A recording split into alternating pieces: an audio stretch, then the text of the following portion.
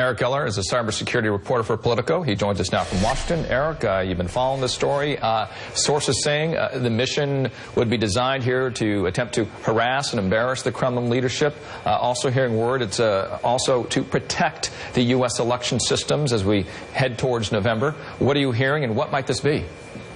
Well, there are a lot of challenges here for the administration as they decide how to proceed. First of all, you don't want to invite escalating behavior. So one of the things in that NBC report is a former official saying that the administration, the CIA, have a lot of documents that would be very embarrassing to Russian President Vladimir Putin. The problem is if you start releasing documents, you invite behavior in turn. You invite activities that could be designed to release embarrassing material on U.S. officials. I believe there was a quote in the story about you don't want, a bank transfer from President Obama to suddenly fail because the Russians are interfering with bank activities. You really have to be careful if you're the CIA, if you're the Obama administration, about the kinds of things that you do, how loudly you do it. Another possibility here is that the public may never know about any of this because if Putin is embarrassed on the world stage, that's going to make him look bad. It's going to make him less likely to deter whatever he's doing. So the administration has to essentially weigh, does it want its response to be a potential deterrent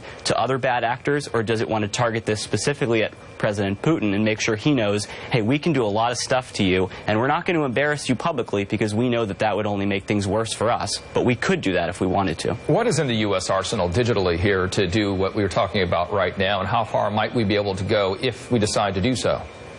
Well, a lot of that is classified. Certainly the NSA and the CIA have what are essentially called taps into foreign networks. This is taps into ISIS communications lines, taps into state-owned banks, agency communication systems, and essentially all the time they're listening, they're monitoring what people are saying. This is how they get a lot of intelligence on where terrorists are and what foreign ministries are planning to do.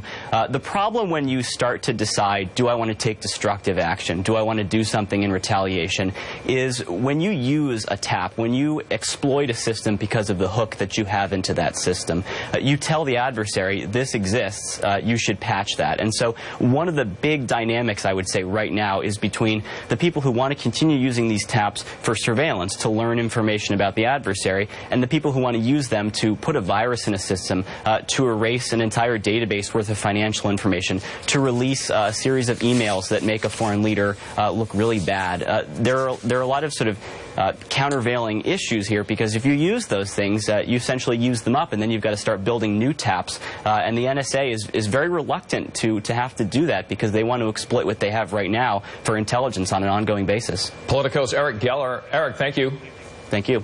Next, we're going to fact-check the presidential candidates on some of their latest claims with the folks from PolitiFact.